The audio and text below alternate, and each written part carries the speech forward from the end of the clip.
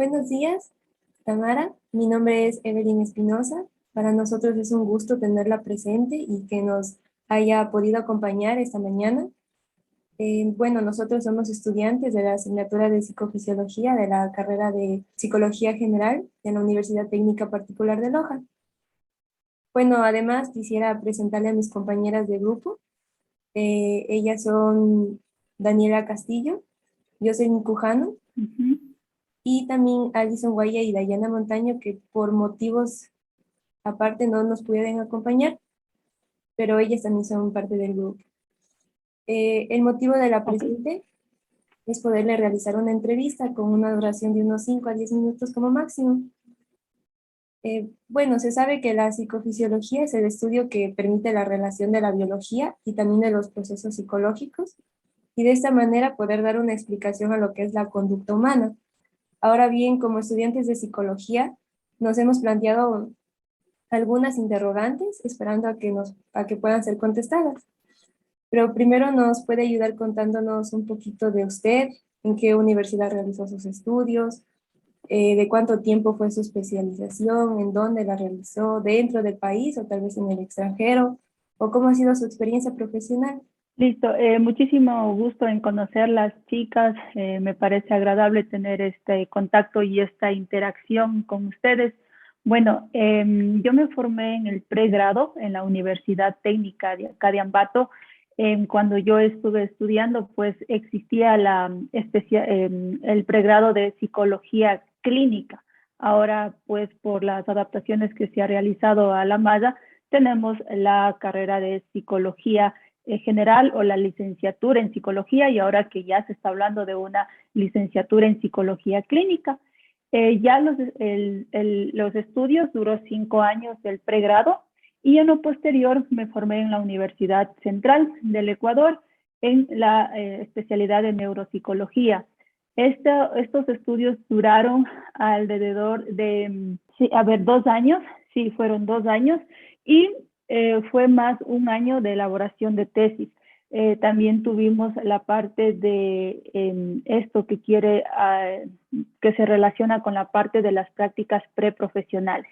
Y en lo posterior, pues empecé a trabajar en el ámbito jurídico y ya después tuve la oportunidad de trabajar en la UDAI, en la Unidad de Apoyo a la Inclusión, sí, en la cual sí trabajábamos con adaptaciones curriculares, con capacitaciones a los docentes en lo que respecta a la parte de trastornos del neurodesarrollo y esto cómo infiere en los procesos de aprendizaje de los chicos para que se pudiera trabajar con adaptaciones curriculares significativas y no significativas.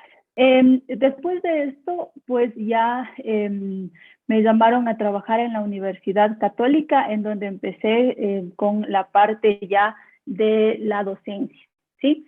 Ya llevo aproximadamente unos 6 años y medio trabajando aquí en la universidad, dentro de lo que son el área de psicobiología.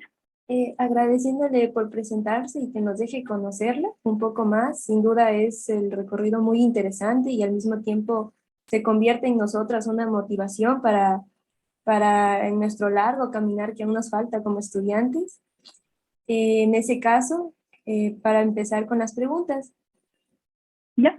¿cuál es la importancia del estudio de la psicofisiología en el campo profesional del psicólogo general? Bueno, yo considero que para el psicólogo es muy importante tener bases de anatomía, fisiología, esto, la parte de conocer un poquito más el cerebro, pues sabemos que existen correlaciones clínicas con la conducta. Ustedes a través de su malla curricular, entiendo que en los primeros semestres recibieron bases biológicas, después neuroanatomía, ahora lo están integrando todos esos conocimientos con psicofisiología y en lo posterior van a recibir la materia de neuropsicología y eso les va a ayudar a entender y ya cuando empiecen a estudiar psicopatología general o psicopatología 1, psicopatología 2. Entonces, al entender que el cerebro es el órgano que regula o controla toda esta conducta, lo que hace la psicofisiología, pues trata de entender, ¿no? O pretender estudiar este comportamiento que de cierta manera es observable y que lo informa a través de ¿qué? A través de nuestros órganos de los sentidos. Ustedes tal vez ya estudiaron en el sílabo las sensopercepciones y pudieron identificar cómo tal vez la visión, la audición, el gusto, el tacto, son los que llevan información a través de la neurona sensitiva al cerebro, ¿no es cierto? A las áreas específicas que estarían procesando este tipo de información. Claro que Brodmann fue el que realizó este mapeo o esta distribución del cerebro, dividiéndolo en áreas específicas y adjudicando una función que controla. Si hablamos de la visión, estaríamos relacionándolo con el lóbulo occipital, ¿no es cierto? Pero de cierta manera el cerebro no trabaja aislado, o no es que esa área específicamente controla esta función, sino que el cerebro trabaja en red o trabaja de una manera integral, ¿sí? A través de la psicofisiología, pues podemos entender esto. Y no únicamente pues nos estaría dando información del mundo exterior, sino también de nuestro cuerpo interno, ¿no es cierto? El identificar un dolor, en donde es, en el área del estómago, una cefalea. Y de acuerdo a eso, pues nuestro cerebro lo que hace es dar una respuesta, ¿sí? Una respuesta acorde al estímulo que está recibiendo o percibiendo. Cuando no existe eso, pues estamos viendo una alteración de la conducta en el sujeto, y es ahí en donde se debe realizar las respectivas evaluaciones, ¿no? Es decir, entender que tal vez un área cerebral no está funcionando de la manera correcta, y eso se ve reflejado en la conducta del sujeto. Por ejemplo, en conducta alimentaria, ya debieron haber recibido conducta alimentaria, ¿verdad? Sí. Sí, pudimos identificar que el hipotálamo es la estructura neuroanatómica que está controlando la conducta alimentaria, ¿sí? Y que a su vez existe el sistema de alimentación y el sistema de saciedad, ¿no? Que el sistema de alimentación está controlado por el hipotálamo lateral. ¿Cómo se activa este hipotálamo lateral? A través de la visión, cuando veo algún plato apetitoso, a través del olfato, a través de la audición, si aquí les empiezo a hablar del tiramisú, tal vez de un postre de 3 leches, automáticamente, ¿no es cierto?, estamos estimulando nuestro hipotálamo lateral, y a pesar de que ya desayunamos, nos empieza a dar hambre y nos da ganas de comernos ese postre, ¿sí? Y de igual forma sabemos que existen otras señales, ¿no? Como la distensión estomacal, ese ruido que a veces provoca nuestro intestino que está vacío, nuestro estómago. Entonces eso se conoce como motilidad intestinal, y es también un mensaje que estimula nuestro cerebro, y lo que provoca es que se modifique nuestra conducta y que empecemos a buscar un alimento, ¿sí? ¿Y cómo sé cuando ya estoy lleno? Sabemos decir cuando se me hincha el estómago, que se conoce como una distensión estomacal. Esa es una señal que emite en cambio al hipotálamo ventromedial, que estaría activando un sistema de saciedad y el que ya necesito más alimento. Nuestro cerebro es el que sabe cuándo debo comer, cuánto debo comer y qué debo comer, ¿sí? Entonces, a veces la obesidad está relacionada con el hecho de que las personas no tenemos hábitos de alimentación y comemos demasiado rápido porque ya tenemos que ir al trabajo, ya tenemos que estudiar. Entonces esas señales están llegando demasiado tarde a nuestro cerebro, a nuestro hipotálamo, y probablemente comemos más, ¿sí? Considerando que el cerebro se protege más de una desnutrición que de una obesidad. De igual forma, sabemos que tanto la insulina como el glucagón estarían activando acá el hipotálamo paraventricular, ¿no? Que de acuerdo a los niveles de azúcar en la sangre, pues activa un sistema de alimentación o activa un sistema de saciedad. La leptina, de igual forma, ¿no? Sabemos que identifica el nivel de grasa a través de la sangre, y cuando no existen niveles adecuados de leptina, pues podemos ahí encontrar algunos otros trastornos de la conducta alimentaria, como por ejemplo anorexia, que se ha podido identificar que existen disminución de los niveles de leptina, y es por eso que no identifica la cantidad de alimentos que debe ingerir. Entonces, creo que es importante el conocimiento de la psicofisiología, pues esto permite al psicólogo ampliar el campo, tanto de prevención, tanto de diagnóstico, de tratamiento, de todos los problemas de la conducta, con un mayor conocimiento, pero ya de factores biológicos, ¿no es cierto? E integrales al área de la psicología. Claro que dentro de lo que son los trastornos de la conducta, pues también influye el medio, ¿sí? Pero obviamente debemos tener estos conocimientos en psicofisiología para poder diagnosticar de una manera adecuada.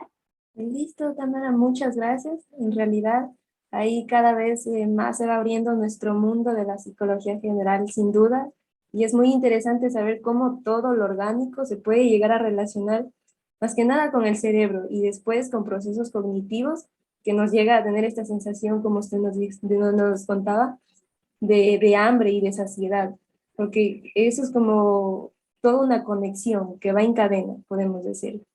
Muchas gracias. A continuación, mis compañeras van a seguir con las demás preguntas. Buenos días, Tamara. Yo quisiera preguntarle también cómo es que el estudio de la psicofisiología ha aportado en los últimos años para que la psicología se convierta en una disciplina científica. Bueno, de igual forma, ustedes ya debieron haber estudiado, ¿no? La psicofisiología es una rama de la psicología, una de las ramas más antiguas de la psicología. Wundt fue fisiólogo, psicólogo y filósofo que aportó muchísimo al desarrollo de la rama de la psicofisiología, pues con su primer laboratorio en psicología experimental, ¿no? Cuyo objetivo era, de cierta manera, estudiar la experiencia inmediata y observable. Entonces, en base a eso, actualmente la psicofisiología, a través del desarrollo de las tecnologías de medición, exploración en tiempo real, pues van a permitir al psicólogo evaluar de una manera objetiva. ¿Por qué? Porque lo que se pretende es llegar a un diagnóstico lo más confiable o lo más fiable, ¿sí? El psicodiagnóstico diferencial nos dice que el diagnóstico tiene que ser lo más acertado posible a la realidad, ¿sí? Porque del diagnóstico va a depender mucho el tratamiento y cuán eficaz va a ser ese tratamiento. Entonces, nosotros como psicólogos, pues nos apoyamos en la psicofisiología de acuerdo a estas tecnologías que ahora tiene para poder corroborar o no esa hipótesis diagnóstica que hicimos de acuerdo a la valoración del paciente, de acuerdo a la entrevista, al motivo de consulta, los antecedentes, a la psicoanamnesis, de acuerdo también a la aplicación de test, en este caso que serían baterías neuropsicológicas, ¿sí? Entonces, a través, para llegar a este diagnóstico, pues se utilizan las técnicas psicofisiológicas, a las técnicas de neuroimagen, como la tomografía por emisión de positrones, el estudio de flujo sanguíneo y metabolismo cerebral. Esto lo que va a permitir es generar nuevas perspectivas de la psicología mediante un método, en este caso, un método científico experimental.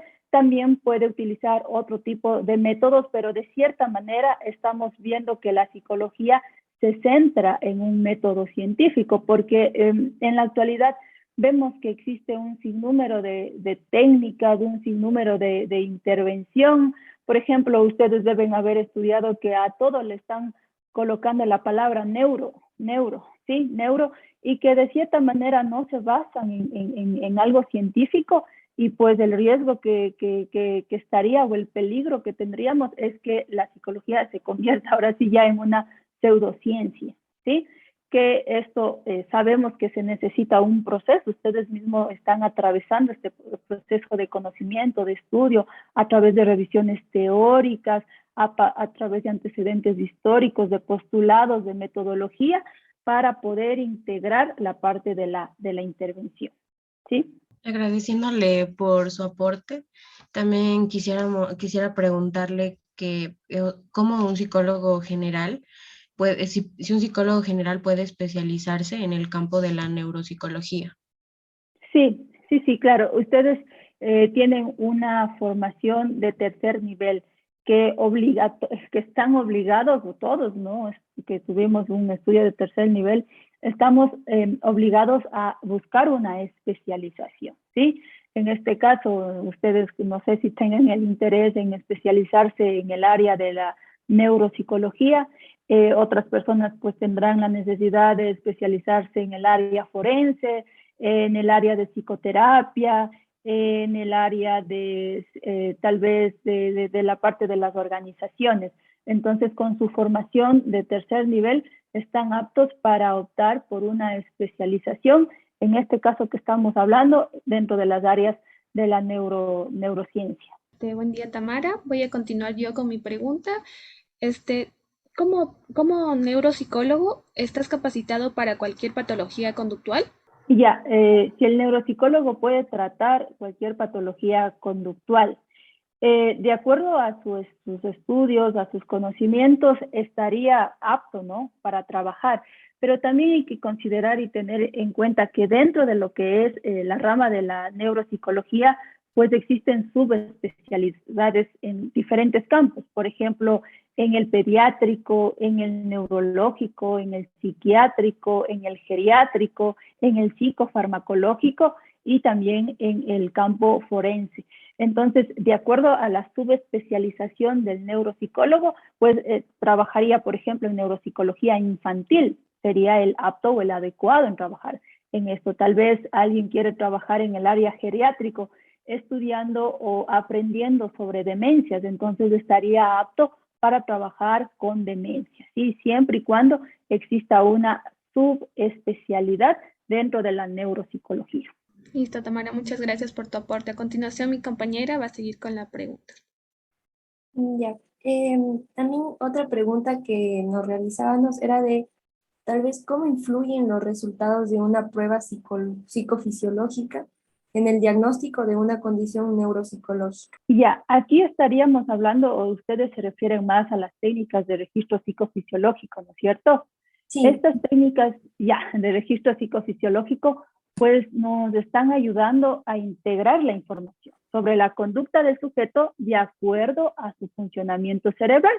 Por ejemplo, en neuropsicología tenemos algunas baterías neuropsicológicas para evaluar la función, ¿sí? Tenemos ahí Banfe, no sé si, bueno, aún no conocen ustedes el Banfe para evaluar función ejecutiva, Neuropsy, la ENI, Kumani, ¿sí? Existen, bueno, pero Kumani evalúa más bien la madurez neuropsicológica. Entonces, el test de Barcelona, tenemos algunos instrumentos, algunos test que nos dan, arrojan resultados sobre la función, ¿sí? Entonces, nosotros a través de estas técnicas de neuroimagen, pues lo que hacemos es ratificar ese diagnóstico. Algunos neuropsicólogos, especialmente en Colombia, primero envían a hacer estas técnicas de registro fisiológico y con estas técnicas de registro fisiológico empiezan a evaluar, porque ya saben qué áreas cerebrales están alteradas o en dónde está ubicado la lesión o la injuria y ya van específicamente con test que evalúan en este caso función ejecutiva, por ejemplo, ¿sí? Hay otros especialistas, en cambio, que primero hacen una evaluación neuropsicológica y de acuerdo a los resultados de la evaluación neuropsicológica envían a hacer alguna de estos registros o técnicas psicofisiológicas. Eso ya depende de cada profesional. Entendemos que la actividad psicofisiológica y en especial la respuesta refleja se relacionan con determinadas circunstancias, en determinadas circunstancias con procesos psicológicos como es la atención, la memoria, el aprendizaje, de igual forma dentro de lo que es la parte de las emociones, ¿sí? Entonces nosotros tenemos que algunos parámetros tanto psicológicos como psicopatológicos podrían estar provocando esta alteración, ¿ya? Ahora, ¿cuáles son estas técnicas de registro psicofisiológico? No sé si ustedes ya revisaron. Aún no. Ya. Bueno, dentro de las técnicas del registro psicofisiológico, pues nosotros vamos a encontrar las que estarían evaluando o relacionándose con el sistema nervioso central, evaluando lo que es sistema nervioso autónomo y el sistema somático. Entonces, lo que respecta al sistema nervioso central, que es específicamente lo que nosotros quisiéramos evaluar, tenemos el electroencefalograma, ¿sí? Este electroencefalograma pues registra la actividad eléctrica del cerebro. Es muy utilizado para evaluar en epilepsias, en demencias y en deterioro cognitivo. De igual forma tenemos los potenciales evocados de la actividad eléctrica cerebral. Esto lo que estaría relacionando es que yo le pongo un estímulo al paciente en el momento que estoy haciendo este registro y obviamente vamos a ir viendo la actividad eléctrica del cerebro, cómo se va activando, modificando de acuerdo al estímulo externo que yo le estoy provocando al paciente en el momento de la evaluación. Tenemos también la tomografía por emisión de positrones, ¿sí? Entonces, este en cambio determina el nivel de actividad metabólica porque es más una evaluación funcional. Determina lo que es esta actividad metabólica en el registro del cerebro y nos permite identificar qué áreas se están activando y en qué grado, ¿sí? Ahí nosotros podemos identificar si requiere de una rehabilitación neuropsicológica o requiere de una estimulación neuropsicológica, ¿sí? Y de ahí tenemos nosotros registros psicofisiológicos para evaluar ya lo que corresponde al sistema nervioso autónomo, como por ejemplo la frecuencia cardíaca, a través del electrocardiograma, la tensión arterial a través del tensiómetro, la actividad electrodérmica también. Ojo, estas evaluaciones como psicólogos o neuropsicólogos no lo vamos a poder realizar, ¿no? Porque ahí nosotros debemos entender que nuestro trabajo siempre va a ser multidisciplinario, es decir, nos vamos a apoyar de las otras ciencias, de las otras áreas para poder integrar un diagnóstico, ¿sí? Aquí pues remitiremos al neurólogo, al psiquiatra muchas de las veces, como neuropsicólogos a un psicólogo clínico si fuera el caso, ¿sí? Entonces también saber cuál es el límite que tenemos de acuerdo a nuestra especialización. Con los chicos sabíamos trabajar en emoción, no sé si ya vieron el capítulo de emociones. Por ahí vamos. Ya, entonces sabemos, ¿no?, de las emociones básicas, entonces con los chicos sabíamos trabajar en experimentos. Entonces, ellos elegían una emoción básica, pero era un secreto, solo sabía la profesora, en este caso yo, y el grupo, pero no tenían que comunicar al resto de compañeros. Y, por ejemplo, a un grupo le tocó la sorpresa. Entonces, ellos lo que hicieron fue, prepararon un detalle para una compañera que eran pareja, pero la compañera pertenecía a otro grupo, entonces ella no sabía de lo que iba a suceder.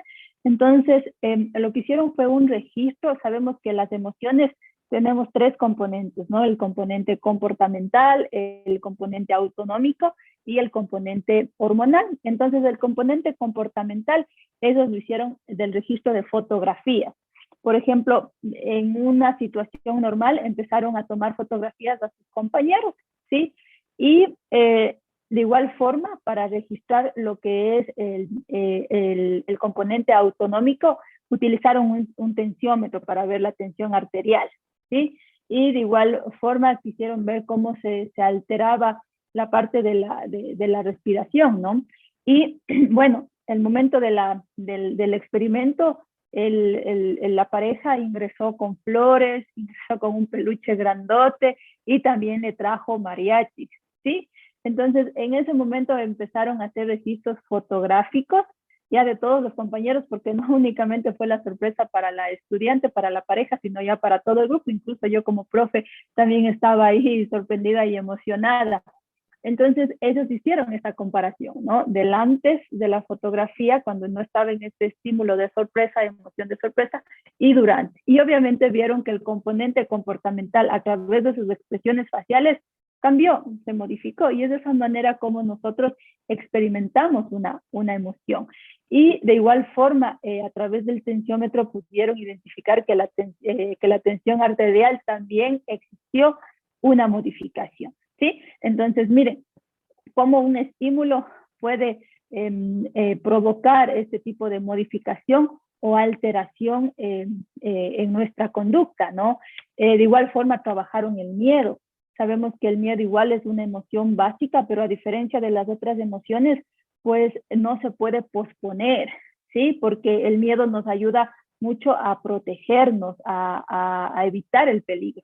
la amígdala específicamente es la que se está activando, ¿no es cierto? En una emoción de miedo, en el miedo, pero también se está activando lo que es el núcleo central de la amígdala, ¿sí? Aquí, si ustedes están utilizando a Neil Carson con su libro Psicofisiología de la Conducta, ¿le revisan a Neil? No, eso son otros autores los que nos están dando la bibliografía. Ya, bueno. Entonces, a mí me gustaba mucho trabajar con Neil Carson. Igual con Cala, tal vez están trabajando ustedes porque está más asociado a la psicología. Entonces, aquí hizo un experimento en donde a un grupo de personas les proyectó una película de terror y al finalizar esta película les hicieron una entrevista que si se sintieron o no sintieron miedo. Entonces, las personas dijeron que sí sintieron miedo, pero no fue tan intenso porque ellos pudieron racionalizar de que es una película nada más, ¿sí? Y de que es ficción porque se trataba de eso, una película de terror. Y al mismo grupo de personas le pusieron a ver la misma película, pero en esta vez estimularon el núcleo central de la amígdala y después de proyectarle la película le hicieron las entrevistas y dijeron que sí, habían sentido un miedo intenso, sí, un miedo aterrador. Entonces ahí fue en donde se corroboró esta hipótesis que se tenía, que el miedo está asociado a la amígdala central en este caso, ¿sí? Entonces, miren, como ustedes se pueden dar cuenta, pues toda nuestra conducta obedece al cerebro, ¿sí? El cerebro es el que controla o el que gobierna la conducta la conducta o el repertorio conductual de un sujeto, de una persona. Es muy interesante saber cómo, así como usted nos menciona, cómo se puede decir las conductas observables permiten que exista atrás de ellas procesos psicológicos que pueden estar afectando o nos pueden estar beneficiando, porque muchos de ellos también sirven como nuestro instinto de supervivencia. Y más que nada también los registros neuropsicológicos que nos mencionaba anteriormente. También ya poco a poco, creo que en unas 2 semanas aproximadamente, también ya los vamos a ver. Y también sí se me hace súper interesante en cómo nosotros podemos tal vez observar se puede decir, cierto tipo de registro que tal vez no sea de lo normal, que sea algo ya más, que ya comprenda algo de alguna enfermedad o algo así, y que nosotros podamos identificarlo y poder decir, esto está afectando a esto. En sí, eso me parece súper interesante y por ello también creo que es algo que me motivó a seguir la carrera porque siento que tiene algo muy curioso de que ahora en nuestro país no es como que muy normalizado la psicología, incluso nos dicen, tú trabajas con locos, pero no es verdad, no es verdad, entonces eso es súper interesante y algo súper motivador también al mismo tiempo. Sí, y aquí también el hecho de empezar a normalizar, ¿no? Al ir al psicólogo, como vamos donde el nutricionista, tal vez vamos donde el odontólogo, de la misma manera debemos ir donde el psicólogo. Y ahora más que nunca, ¿no? Pues esta pandemia ha provocado que se produzca muchos trastornos, muchas alteraciones dentro de lo que es la salud. Y debemos cuidar nuestra salud mental porque ustedes ven cuán importante es nuestro cerebro para poder estudiar, para poder trabajar, para poder atender a nuestros hijos. Entonces, realmente es muy importante cuidar a nuestro cerebro. ¿Cómo lo vamos a cuidar? Pues alimentándonos bien, evitando algún consumo de sustancias, porque por ahí dicen, no, es que no tomo mucho, solo los viernes, pero eso a la larga va a traer problemas, ¿no? Cognitivos, que en especial altera lo que es la memoria. Algunos jóvenes dicen, yo fumo marihuana para concentrarme, me ayuda mucho para estudiar y cada vez que hago esto me va excelente en los exámenes, pero ya vemos que hay evidencia científica que a largo plazo igual provoca alteraciones neuropsicológicas, ¿sí? Entonces, tal vez trabajar en prevención, en intervención primaria, sería muy importante. Muchas gracias, Tamara. A continuación, mi compañera también con una pregunta. Para saber que en base a su experiencia profesional, no, si nos pudiera compartir un caso clínico en el que usted haya considerado complejo de abordar desde el punto de vista psicofisiológico. Más que complejo, yo considero la falta de importancia que le están dando a los efectos de alguna enfermedad que pueden repercutir en el rendimiento neuropsicológico de una persona. Por ejemplo, tenía como paciente a una persona que fue sobreviviente del cáncer, ¿sí? Era una paciente oncológica. Entonces, claro, ¿no? Después de recibir 2 años, un año de tratamiento de quimioterapia, ya pudo vencer al cáncer, empezó nuevamente a integrarse en el área laboral, pero ella consideraba que su rendimiento ya no era lo mismo, pues tenía muchos olvidos frecuentes, aparte de eso se sentía irritable, tenía baja tolerancia a la frustración, el jefe le daba algunas indicaciones y ella no podía captar todo y obviamente por esto ella estaba teniendo dificultades en el trabajo. Y en su casa pues decía que su pareja ya no le entendía, discutían frecuentemente, ¿sí?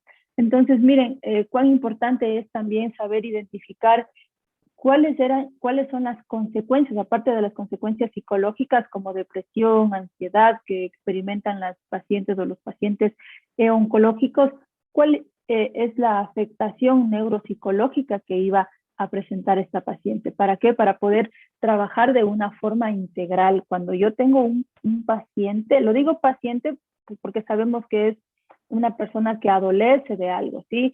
Humanismo, por ejemplo, lo trata como cliente o como consultante, también podemos utilizar de acuerdo al enfoque. Entonces, saber la importancia que cualquiera de estos factores, en este caso el tratamiento quimioterapéutico, estaba afectando a sus funciones cognitivas, ¿sí?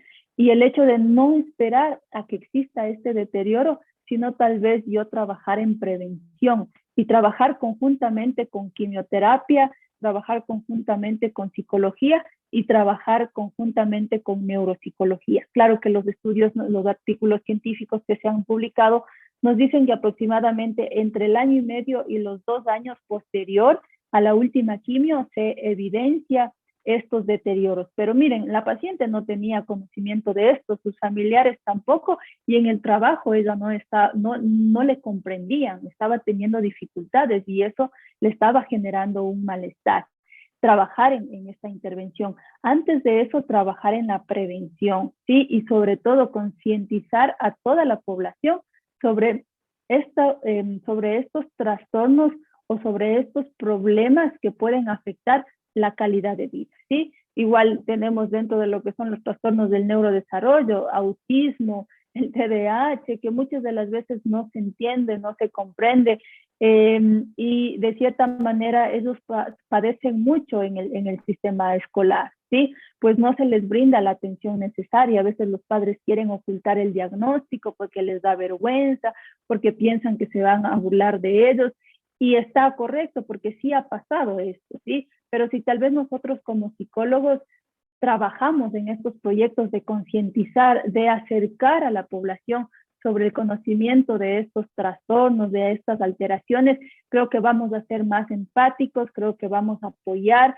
al tratamiento, a la rehabilitación con el objetivo de mejorar la calidad de vida de los pacientes, porque el fin no es diagnosticar, el fin no es ver su cerebro cómo está funcionando, sino el fin es brindar estas estrategias y brindar ese acompañamiento profesional para que mi paciente pueda ser lo posiblemente autónomo, ¿sí?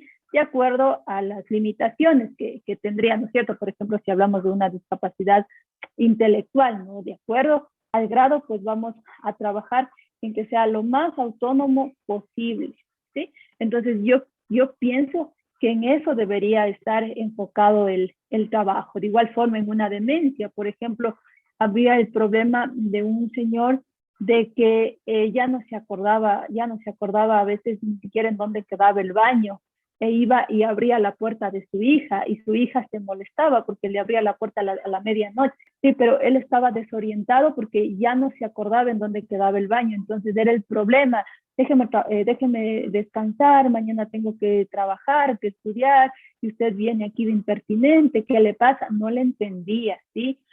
Brindar también esta parte de psicoeducación a los familiares, porque no únicamente es el trabajar con el paciente que presenta esa alteración de la conducta, sino trabajar en psicoeducación con la familia para que el sistema familiar sea funcional, ¿no? Y puedan entender. Tampoco llegar a la sobreprotección y decir, pobrecito tiene esta condición, eso tampoco ayuda. Recuerden que en psicología hablamos que los polos, los extremos, sobreprotección y negligencia son malos, ¿no es cierto? Debemos llegar a un equilibrio. Entonces, en un caso, yo pienso que lo más importante es esto, guaguas, y creo que la satisfacción que ustedes van a sentir en lo posterior del tratamiento, 3, 6 meses, en que tal vez con esta persona de demencia trabajamos en hacer rótulos, ¿sí? Y colocar baño o dibujos del cepillo con la pasta, entonces él ya sabía que ahí tiene que lavarse los dientes, o tal vez una ducha, que ahí tiene que bañarse. A veces no encontraba su ropa y su esposa no le entendía, le decía, parece un niño, ahora ya no sabe ni dónde está el calcetín. Entonces en el closet que hicimos, en los cajones, se ordenó y se dibujó una media, se dibujó tal vez el calzoncillo, se dibujó tal vez el DVD, entonces él ya sabía en dónde encontrar cada uno de sus atuendos que él necesitaba, ¿sí? Porque a veces decimos, ya se llega al diagnóstico, pero no sabemos el cómo eso modifica un sistema familiar. Sí, es bastante también interesante igual. El día de ayer me parece que escuchaba a una psiquiatra española que le preguntaban que cómo una persona podía llegar a combatir lo que es el estrés o también el estrés de la vida diaria. Y ella le decía que lo más importante era eso, saber cómo el individuo se va desarrollando, cómo en la parte psicológica hablando. Decía que es muy importante que las personas conozcan algo de la psicología en cómo estos factores externos pueden estar influyendo en ellos. Y ella hablaba también de que, por ejemplo, decía, si es que a mí me pasa algo, yo ya sé lo que me podrá pasar, entonces ya lo evito y trato de mejorar y cosas así. Y esto lo relacioné bastante con lo que usted nos contaba ahora de la psicoeducación, y especialmente con los familiares también, porque siento que cuando llega un paciente a una consulta, es él y también detrás de él hay más personas, puede ser su hija, su hijo, su esposa, su esposo, etcétera, padres también. Entonces sí creo que es bastante interesante ir relacionándolos también a ellos en una psicoeducación. Y bueno, también a continuación creo que mis compañeras van a dar una conclusión. Ya, bueno, Tamara, nos pareció muy interesante en el estudio de la psicofisiología lo importante que es saber acerca de las bases de anatomía, como nos dijiste, la fisiología, porque esto nos permite conocer más sobre el cerebro, que estudia el comportamiento, que es prácticamente el órgano principal, por decirlo así. Y también que como futuros psicólogos nos ayudará a tener un mayor conocimiento, tus respuestas, ¿no? Tú como profesional.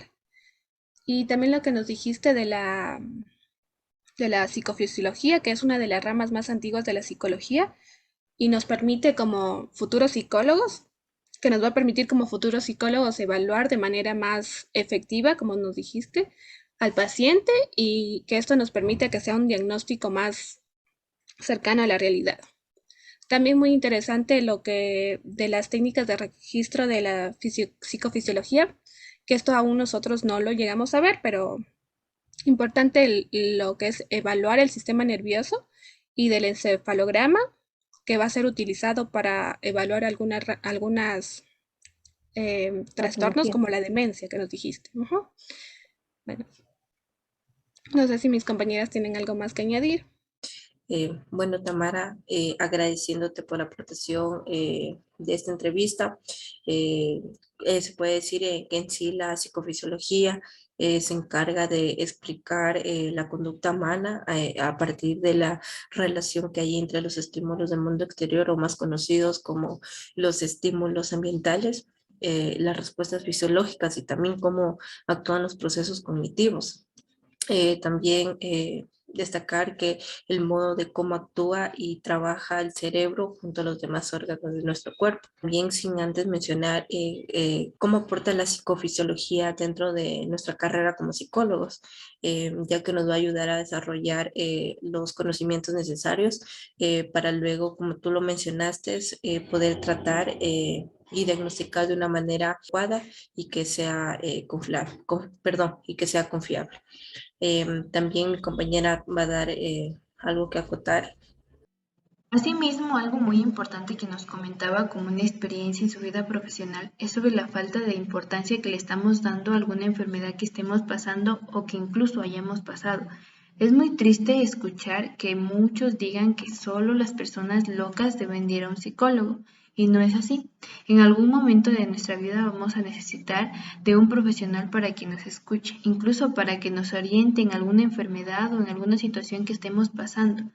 Algo esencial que comentaba nuestra compañera también es sobre el autoeducarse. Es muy importante que los familiares conozcan qué es lo que está padeciendo para así poder ayudarlo. Listo, chicas. Igual fue un gusto conocerles y cualquier inquietud estoy a sus órdenes. Gracias. También, Tamara, agradeciéndole por su disposición. Sin duda hoy nos vamos con mucha más motivación para terminar nuestros estudios y sobre todo poder servir a una sociedad con una psicología también, se puede decir, más científica, basada más en evidencia. Y nada más que decir, le agradecemos mucho por estar aquí hoy y por prestarnos de su tiempo.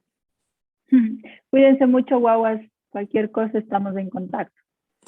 Muchas gracias. Muchas gracias. Muchas gracias. Hasta luego. Hasta Hasta luego. luego. Hasta luego.